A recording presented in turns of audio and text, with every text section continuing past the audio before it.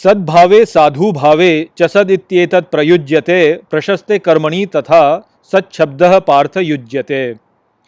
नमस्कार मित्रों। ये जो श्लोक है भगवद गीता के 17वें अध्याय का 26वां श्लोक है, जिसे हम आज गहराई से समझेंगे। तो आइए सबसे पहले इसके अर्थ को समझते हैं। तो जो श्लोक है वो कहता है, सद्भावे साधु भावे च, अर्थात सद्भाव में और साधु भाव में, सद इत्येतत् प्रयुज्यते, अर्थात ये सद ऐसे जुड़ा है, प्रशस्ते कर्मणि तथा, अर्थात शुभ करता है कर्मों को, वैसे सद शब्द पार्थ युज्यते, अर्थात सद शब्द को जोड़ते हैं हे पार्थ।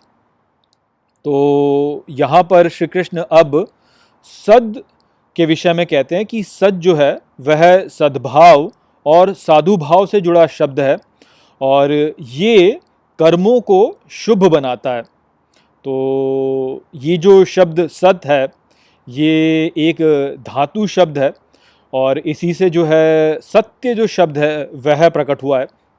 और इस प्रकार से हम ये समझ सकते हैं कि सत जो है वह सत्य में अंतर्निहित है, अर्थात सत्य का जो अर्थ है वह परिभाषित ही सत से होता है। अब यदि मैं आपसे ये प्रश्न करूं कि कृपया मुझे सत्य की परिभाषा प्रदान कीजिए, तो आप केवल यह ही कहेंगे कि सत्य तो सत्य है, जो सत्य है वह ही सत्य है, इसी प्रकार से आप कहेंगे। क्योंकि ये जो सत्य शब्द है ये एक बहुत ही मूल शब्द है। इसी के द्वारा हम और जटिल विचारों को प्रकट करते हैं, प्रस्तुत करते हैं कि भाई ये विचार जो है ये सत्य है कि नहीं है, या वो विचार जो है वो सत्य है कि नहीं है।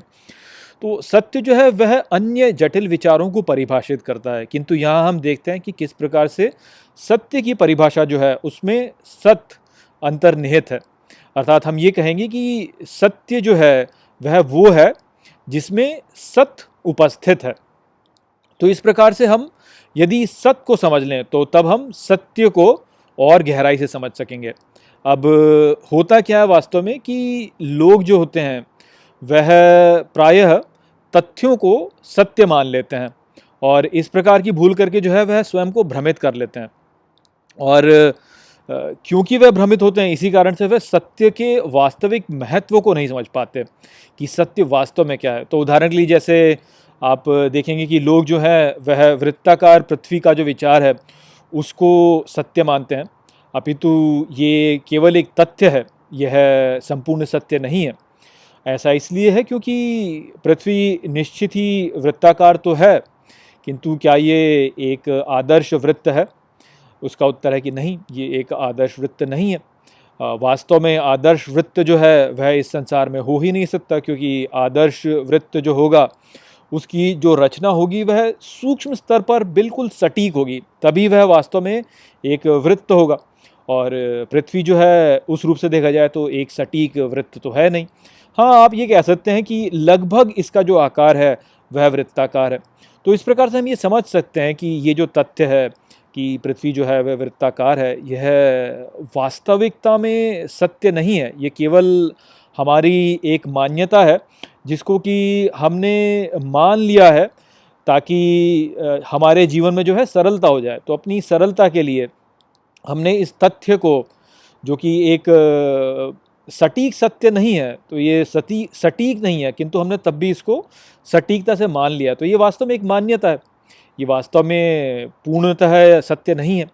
इसी प्रकार से इस संसार में जितने भी हमारे तथ्य हैं वह सभी वास्तव में यदि आप देखें तो केवल हमारी सुविधा के लिए सत्य मान लिए गए हैं।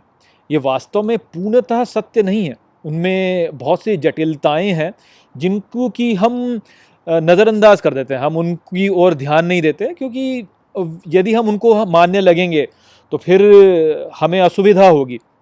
तो आप देखिए इसी प्रकार से सभी तथ्य हैं, आप यदि देखेंगे तो सभी इसी प्रकार से हैं। कोई भी जो तथ्य है वह संपूर्ण सत्य नहीं है, उसमें कुछ ना कुछ जटिलताएं होंगी जिनको कि उनको हम ध्यान नहीं देते, उनको हम अलग कर देते हैं ताकि हम सरल रह सकें, हम समाज संसार को अपने लिए सरल बना सकें। तो जो लोग सत्य के वास्तविक महत्व को जानते हैं वह ये बहुत अच्छी तरह से समझते हैं कि सत्य जो होता है वह केवल व्यक्तिगत स्तर पर होता है, वस्तुगत स्तर पर कोई सत्य नहीं होता, वस्तुगत स्तर पर केवल तथ्य होते हैं जो कि हमने अपनी सुविधाओं के लिए सत्य मान लिए होते हैं। तो ज्ञान का जो हमारे लिए वास्तविक स्वरूप है वास्तव में, वो है जो कि हमें हमारे वास्तविक स्वरूप के समीप ले जाए कि वास्तव में हम क्या हैं। जो भी ज्ञान हमें उसकी समीप लेके जाएगा, केवल वह ही सत्य है। अन्य जो भी ज्ञान है वह केवल हमें भटकाने वाला होता है, और वह या तो सुविधा के लिए हमने तथ्य को सत्य मान लिया होता है, या वह वास्तव में एक भ्रांति ही होती है। तो वह सटीक सत्य नहीं होता या तो, और या फिर वह भ्रांति होती है।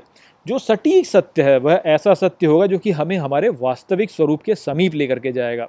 और जो हमारा वास्तविक स्वरूप है वह शुभ है, मंगलकारी है, वह अच्छाई में स्थित है और सद्भाव में स्थित है। तो इसलिए जो कुछ भी ऐसा ज्ञान है जो कि हमें अच्छाई की ओर ले जाए, सद्भाव की ओर ले जाए, हमारे वास्तविक स्वरूप की ओर ले जाए, हमें प्रसन्नता की ओर ले जाए, शुभ की ओर ले जाए, मंगलमय हमें बना दे, केवल वह ही सत्य है वास्तव में। तो इस प्रकार से हम देख सकते हैं कि कैसे सत्य जो है वह शुभ में है, वह अच्छाई में और सद्भाव में है, क्योंकि वह ही हमारा वास्तविक स्वरूप है। तो जब हम किसी ज्ञान को प्राप्त करके अच्छाई की ओर प्रगति करते हैं, सद्भाव की ओर, साधुभाव की ओर प्रगति करते हैं, तो वह जो है वह ही हमें सत्य की ओर लेकर के जाता है और हमें हमारे जीवन में शुभ और मंगलकारी लेकर के आता है। तो सत्य जो है वह ही वास्तव में सत्य का स्रोत है, क्योंकि सत्य जो है वह कभी भी आपको भटकाएगा नहीं, वह आपको सदा जो है अच्छाई की ओर लेकर के जाएगा, क्योंकि सत्य तो सत्य है। तो वह आपको सदा उचित दिशा में लेकर के जाएगा, और जो भी आपको भटकाएगा वह असत्य है। तो इस प्रकार से हम देख सकते हैं कि कैसे सत्य जो है वह वो है जिसमें सत उपस्थित है, और सत वास्तव में वो है जो कि सद्भाव और साधुभाव से जुड़ा हुआ है, जो कि सभी कर्मों को शुद्ध बनाता है और हमें हमारे मूल स्वरूप की ओर लेकर के जाता है। तो बस वही विचार यहाँ पर इस श्लोक में था। आशा करता हूँ कि मैंने इस श्लोक को आपको अच्छे से समझा दिया होगा। चलिए इसी के साथ इस वीडियो को हम यहीं पे समाप्त करते हैं। नमस्ते।